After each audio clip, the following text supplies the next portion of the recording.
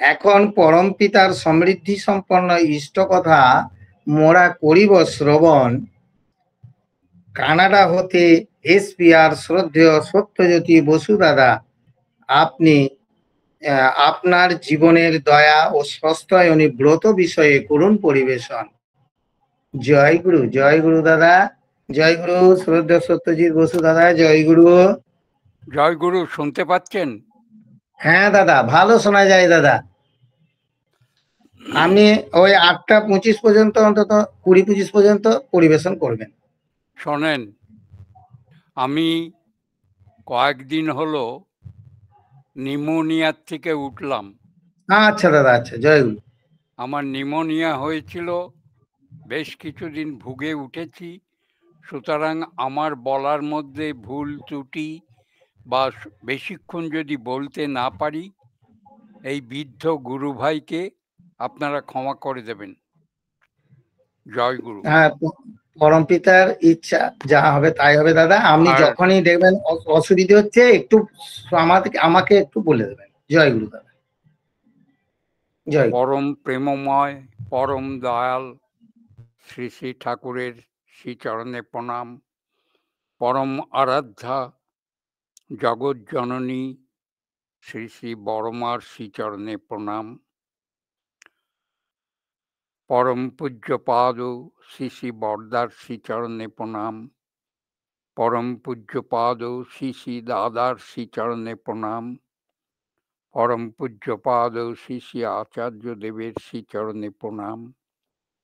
আজ যারা উপস্থিত আছেন বা উপস্থিত থাকতে পারেননি, সবাইকেই আমি অন্তরের জয়গুরু জানিয়ে শুরু করছি।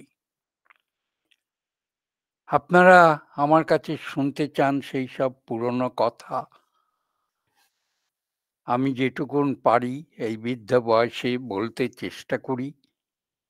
শ্রী শ্রী ঠাকুরের অসীম দয়ার কথা বলা আর গভীর গভীর সমুদ্রের তল খোঁজা কিন্তু একই ব্যাপার। আমাদের জীবনের দয়ালের দয়া চির নিরন্তর। আমাদের প্রতি পদক্ষেপে তার দয়া পায়। কোনোটা বুঝি, কোনোটা আবার বুঝতেও পারি না।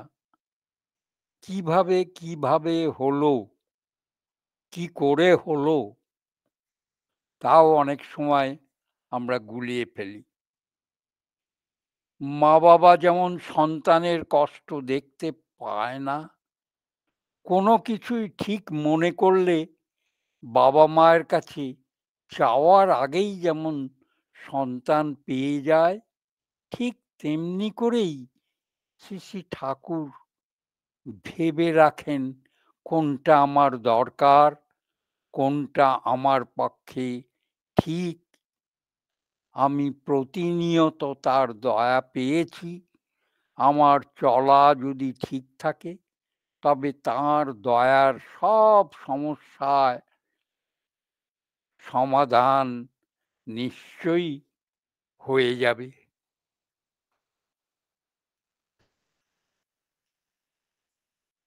সৎসঙ্গ আশ্রমে জন্মানোর এবং বাসের এই সুদীর্ঘ কাল নানান রকম অভিজ্ঞতা আমার এই স্মৃতির ঝোলাটাকে সমৃদ্ধ করে রেখেছে। পরম পিতার জীবন সিন্ধুর অমৃতময় সংস্পর্শে যারা এসেছে, আমি তাদের একজন। মুনি ঋষি রাজ রাজেশ্বর হাজার বছর তপস্যা করেও যার দেখা পায় না, তাকে নিকট থেকে দেখেছি। কতবার তাঁর সাথে কথা বলেছি। দুর্ভোগ আসতে ছুটে গিয়েছি। সেসব কথা এখন এই বয়সে মনের মধ্যে সব সময় উঁকি ঝুঁকি মারে। আর সেই সব দুর্লভ অভিজ্ঞতা এবং মানব কল্যাণে কোনোদিন হয়তো তা কাজে লাগবে, এই বয়সেও তাই আপনাদের কাছে বলতে চেষ্টা করি। সৎসঙ্গ জগৎ এক আজব জগৎ। এখানে বাস্তববাদী এবং ব্যক্তিগত স্বার্থে কেউ সংকীর্ণ হয়ে নেই। কারো কোনো দাবি নেই। সংসার গোছানোর তাগিদও নেই এখানে। ভবিষ্যতের জন্য সঞ্চয়ের চিন্তা নেই। কি এক নেশায় যেন সবাই মশগুল হয়ে আছে। আশ্রমবাসী কোন আশ্রমবাসী যে কোনো পরিবারই তাদের নির্দিষ্ট কোনো আয়ের সংস্থান নেই, অথচ কাউকে দেখে বা কথাবার্তা বলে কিছু বোঝবার উপায় নেই। কারো মনে দৈন্যের লেশমাত্র নেই। উল্টে যেন রাজার মতো দরাজ মন নিয়ে ঘুরে বেড়াচ্ছে সবাই। এখানে যেন সবাই এক পরিবারের সদস্য, সবাই সবার আপনজন আত্মীয়। কোনো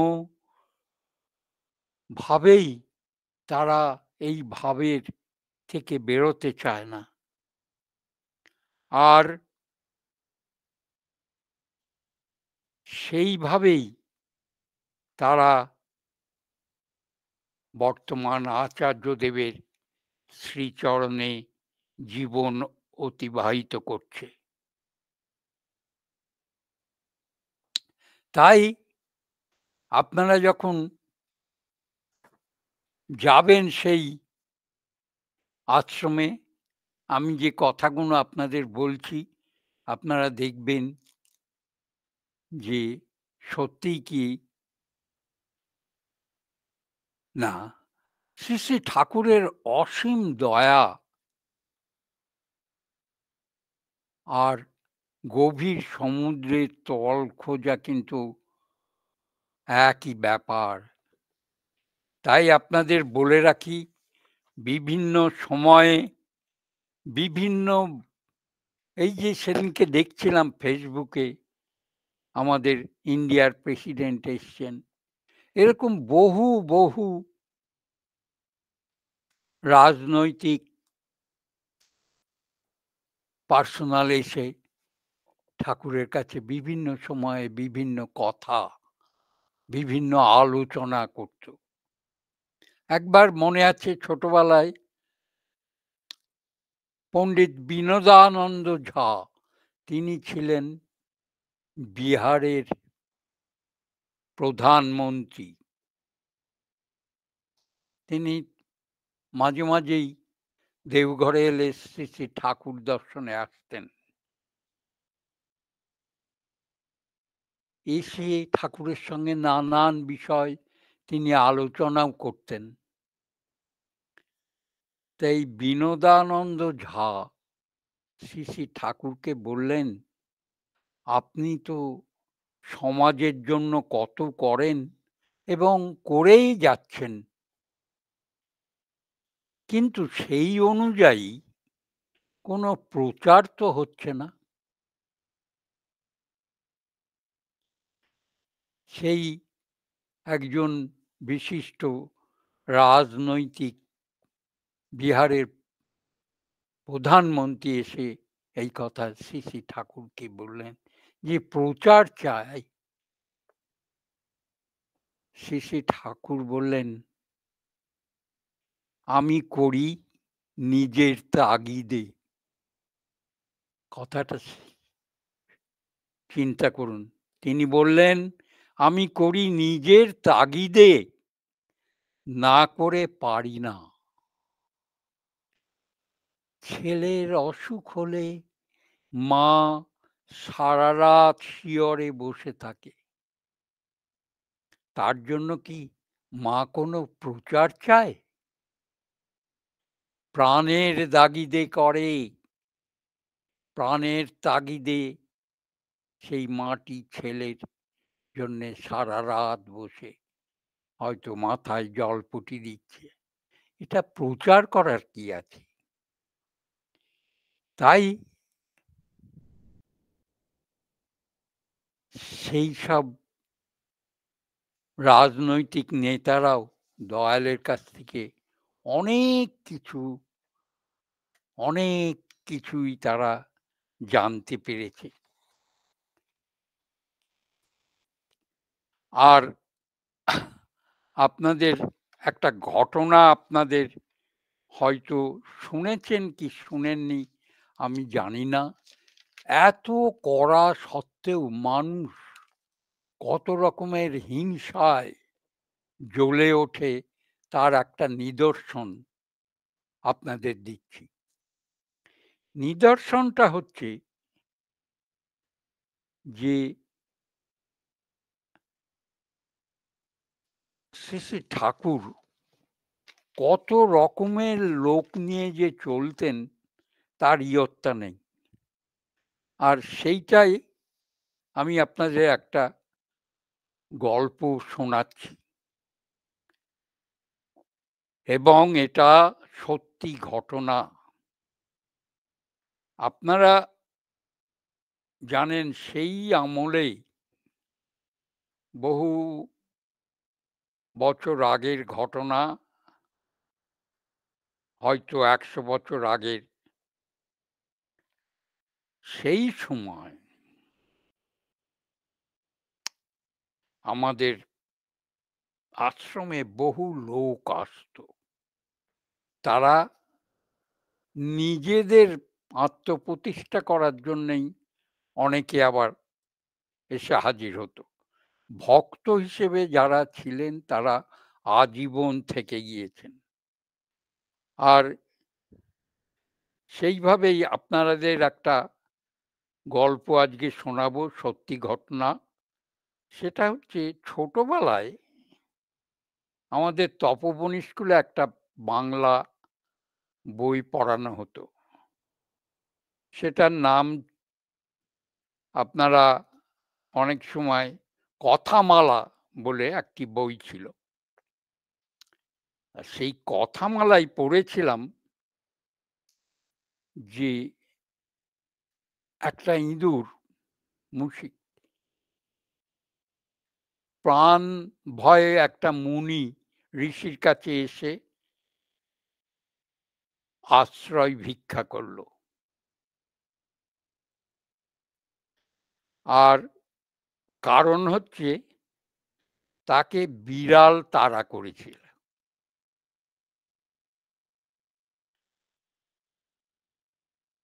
শেষকালে সে সেই মুনির কাছে বলল যে আমাকে এরমভাবে তাড়া করে বেড়াচ্ছে।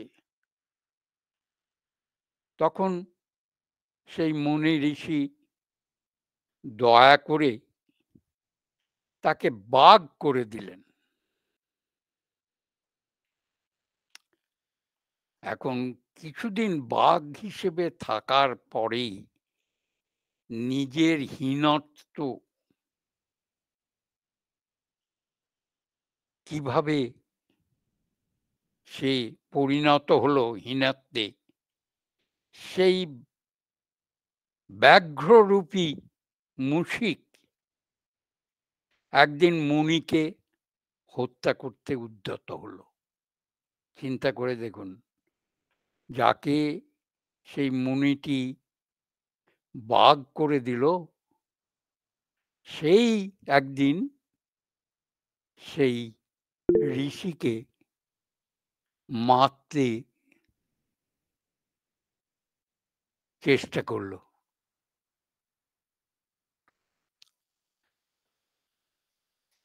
তখন একজন ভদ্রলোকেরও সেই অবস্থা। ঠাকুর একজনকে নানানভাবে সাহায্য করে তাকে অনেক কিছু দিয়ে থুয়ে অনেক সুযোগ সুবিধা দিলেন। ক্রমে সেই ভদ্রলোক বলাটা ঠিক না, তবুও আমি বলছি, সে মহাভক্ত হয়ে উঠল ঠাকুরের। তারপরে হলো কি, কিছুদিন যেতে না যেতেই সে প্রচার করতে শুরু করলো বাইরের জগতে যে আমি ঠাকুরের সব শক্তি পেয়ে গিয়েছি।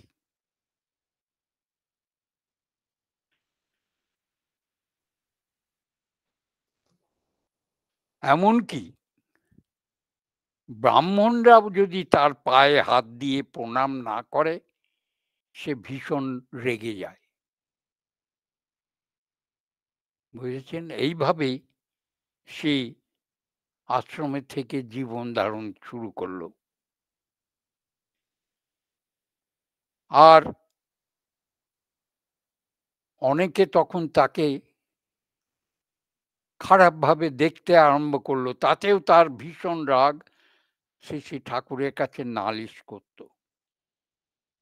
এই করতে করতে সে হঠাৎ একদিন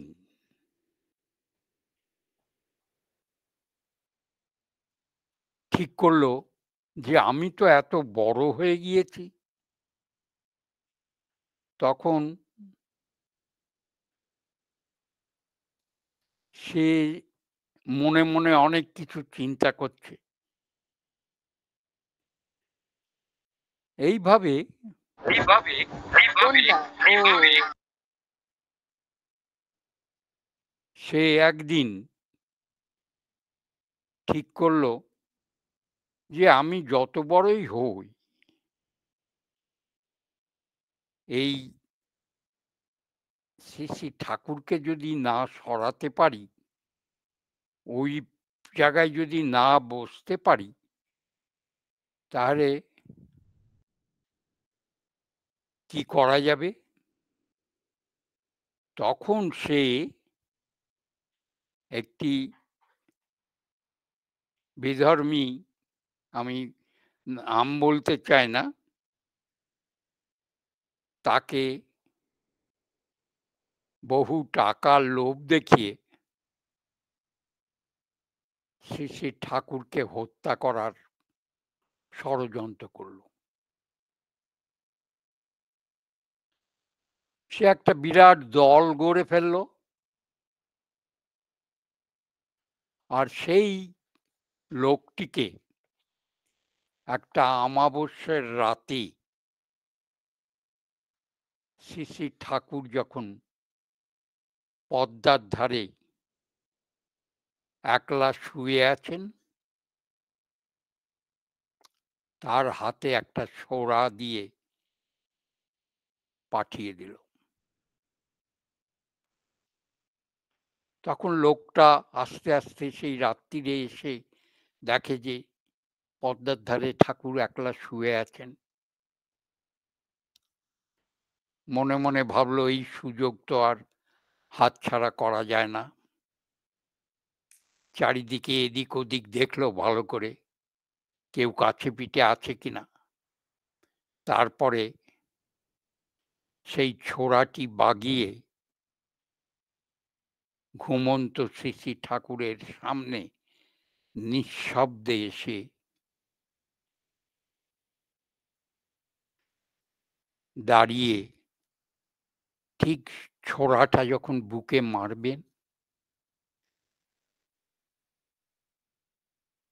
শ্রী ঠাকুর চোখ মেলে তাকিয়ে নিজের বুকটা দেখিয়ে বললেন, এই যে, দে বসিয়ে দে, আমূল বসিয়ে দে। এখানে আর কেউ নেই, কেউ দেখতে পাবে না, কেউ জানতে পারবে না। এমন সুযোগ আর পাবি না, দে এখনই বসিয়ে দে। হয়ে গেল। সেই হত্যা করতে আসা লোকটা থরথর করে কাঁপতে কাঁপতে শ্রী শ্রী ঠাকুরের পা জড়িয়ে কান্না করতে করতে ঠাকুরের পায়ে মাথা ঠুকে শেষে সে নিজেই আত্মহত্যা করতে গেল সেই ছোরা দিয়ে। শ্রী শ্রী ঠাকুর তাকে ঠেকালেন এবং সেই লোকটি সব ষড়যন্ত্রের কথা ঠাকুরের কাছে ফাঁস করে দিল।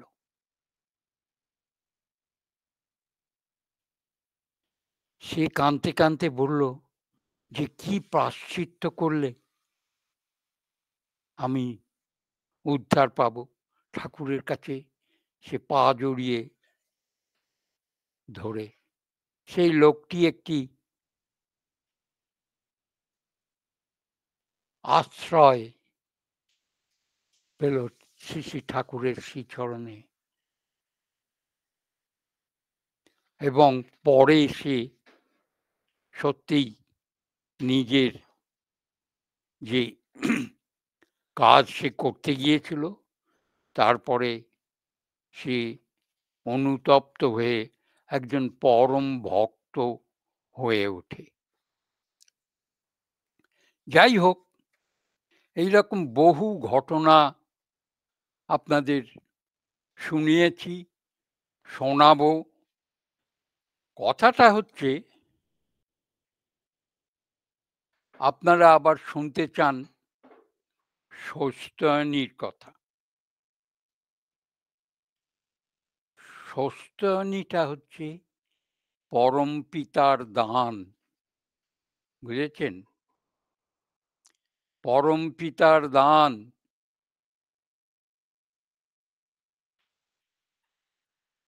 তিনিই তো নরবিগ্রহ, নরনারায়ণ। আর তিনিই এই স্বস্তায়নী বিধি আমাদের দিয়েছেন।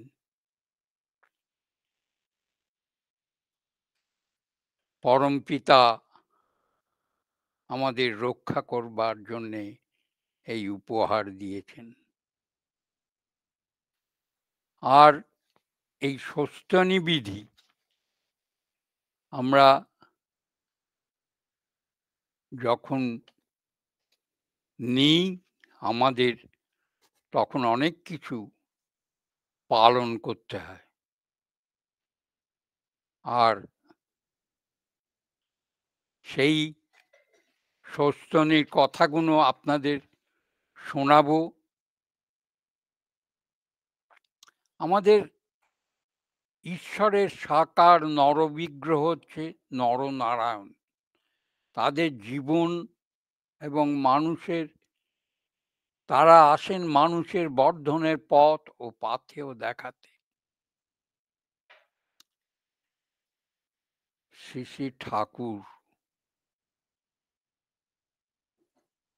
আমাদের দিয়ে গিয়েছেন সব কিছু, বাঁচা বাড়ার কিভাবে চললে আমরা আদর্শ সন্তান হতে পারি।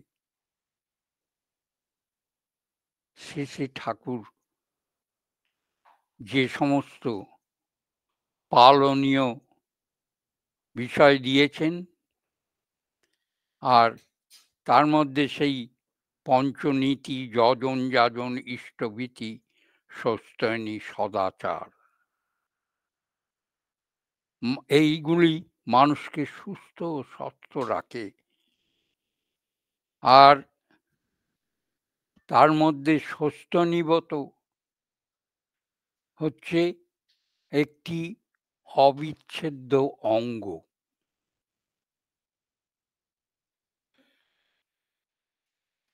অনেকেই ভাবে যে এই স্বস্তায়নের যে উদ্বৃত্ত তহবিল, সেই উদ্বৃত্ত কিভাবে ব্যবহার করা হবে সে বিষয়ে শ্রী শ্রী ঠাকুর বিশদভাবে বলেছেন।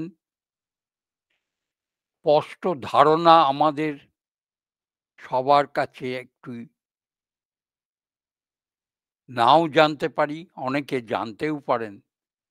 উদ্বৃত্ত তহবিল, যেটা উদ্বৃত্ত থাকেই,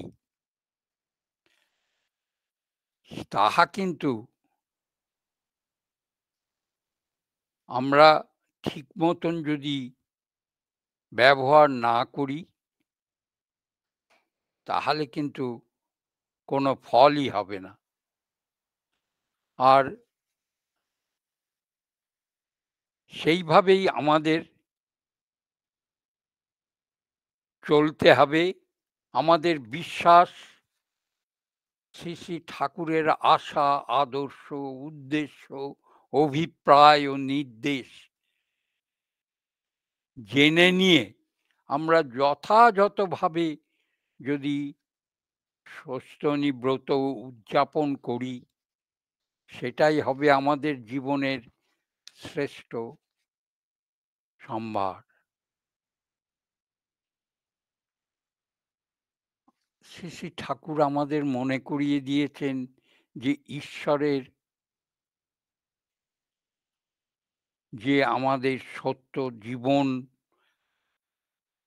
ঈশ্বরে বিশ্বাস করাটা সবচেয়ে দরকার। আর সেটাই আমাদের করতে হবে। এখন সস্তায়ন কথাটা ভাঙলে কিন্তু তিনটি কথা পাওয়া যায়। সু অর্থাৎ প্রকৃষ্ট বা সুন্দর, অস্তি মানে বেঁচে থাকা, অয়ন মানে হচ্ছে পথ। কাজেই সস্তায়ন কথাটির অর্থ প্রকৃষ্টভাবে বেঁচে থাকার পথ। এই যে সস্তায়নী আমরা বলি, এটাই কিন্তু বেঁচে থাকার পথ। দয়াল ঠাকুর এই ব্রত দেবার পর এই শ্রী শ্রী ঠাকুরের ব্রত যে আমরা নিই, এরপরে বহু ইষ্টপ্রাণ ভক্ত এইভাবে সেই ঠিক সস্তায়নী ব্রত ঠিক মতন পালন করে তাদের জীবনে অসীম দয়ালের অসীম কৃপা লাভ করেছে। আবার এই যে উদ্বৃত্ত দিয়ে যে গঠন, সস্তায়নীর টাকা গঠন করে রেখে উদ্বৃত্ত সেটা যদি আমরা ঠিক মতন ব্যয় করতে পারি কোনো সৎ কাজে, তাহলে কিন্তু জীবন আরো সুশৃঙ্খল হয়ে ওঠে। দয়াল বলেছেন, সস্তায়নী মুক্তি আনে রাষ্ট্রসহ প্রতিজনে। বেকার ভরা যাত্রা যদি দক্ষ করে তুলতে চাস, অথাম বেগে সস্তায়নী যত পারিস বিলিয়ে যাস। অর্থনীতির গড়গড়ি তোর যতই করুক স্পন্দনা, সস্তায়নী বিনা দেশের আনবে না কো বর্ধনা। তিনি এইভাবে সস্তায়নীর বিষয় আমাদের বুঝিয়ে দিয়েছেন দিনের পর দিন। আর তিনি বলেছেন, সস্তায়নীর কটা ফ্যাক্টর পালন করো, এই কটা ছাড়া পথ নেই, ওতে সব হবে নিশ্চয় নিশ্চয়ই করে বলছি। এটা আলোচনা প্রথম খণ্ডের তিনি বলেছেন 128 পৃষ্ঠায়। এ বিষয়ে কোনো সন্দেহ নেই।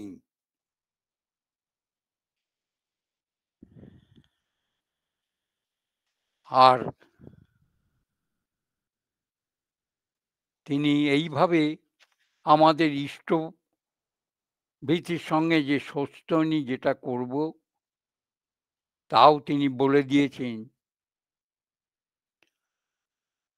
যে পারিপার্শ্বিকের বাঁচা বাড়াকে নিজেরই বাঁচা বাড়ার সার্থক জ্ঞানে ইষ্টানুগ সেবা ও যাজনে তাদের উজ্জ্বল ও উদ্ধৃত করে শ্রেয়প্রাণ করে তুলবে। এইভাবে তিনি বিভিন্ন আলোচনা প্রসঙ্গের বিভিন্ন খণ্ডে তিনি বলেছেন সস্তনী পরম পিতার দান। এইভাবে এর আগে কোনোদিন বলা হয়নি।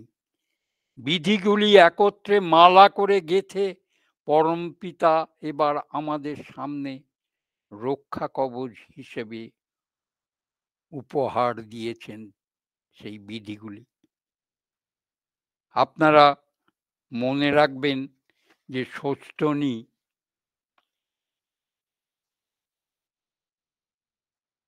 কথা অমৃত কথা। একটি দাদা, এবার একটা ঘটনা বলে আপনাদের রেহাই দেব। আপনারা অনেকক্ষণ ধরে আমার বকবকানি শুনছেন হয়তো। যাই হোক, একটি দাদা সস্তনীর মধ্যে একটা আংটি রাখে, বুঝেছেন? আংটি রেখে কিছু টাকা তুলে নেয়। পরে সে বুঝতে পেরে শ্রী ঠাকুরকে এসে কথাটা বলে। শ্রী ঠাকুর শুনে বললেন, ওটি করো না,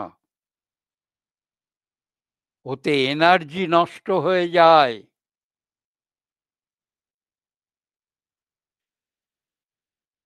তখন সেই দাদাটি বলল, বিপদে পড়ে করতে হয়েছে। শ্রী ঠাকুর বললেন, বিপদে তো পড়ে মানুষই, কিন্তু বিপদে পড়ে ও কাম করতে গেলে ভালো হয় না। কেন তুমি করতে গেলে? তোমার সস্তনীতে যদি টাকা না থাকতো তাহলে কি করতে? ওই টাকাটা যদি ওখানে না থাকতো, এই করাতে তোমার কর্মশক্তি কিন্তু বাড়ল না। এখন প্রায়শ্চিত্ত করো। তিনি সেই দাদাকে প্রায়শ্চিত্ত করতে বলেছিলেন।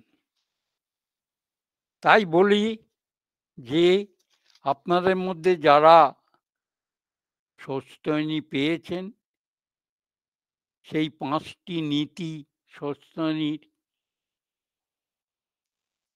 মেনে নিয়ে আপনারা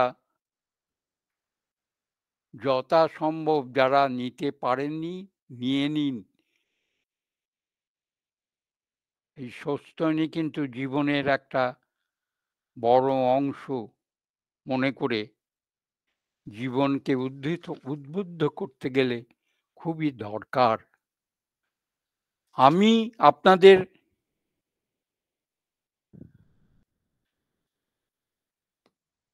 যে কথাগুলো বলতে চেষ্টা করি, অন্তরের কথা, হয়তো আমার বলার মধ্যে ভুল ত্রুটি থাকে। আপনারা গুরু ভাই হিসেবে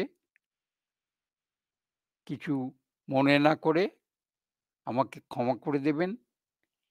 এই বৃদ্ধ বয়সে আপনাদের সর্বাঙ্গীন মঙ্গল কামনা করে আজকের মতো বিদায় নিচ্ছি। জয় গুরু, জয় গুরু, জয় গুরু।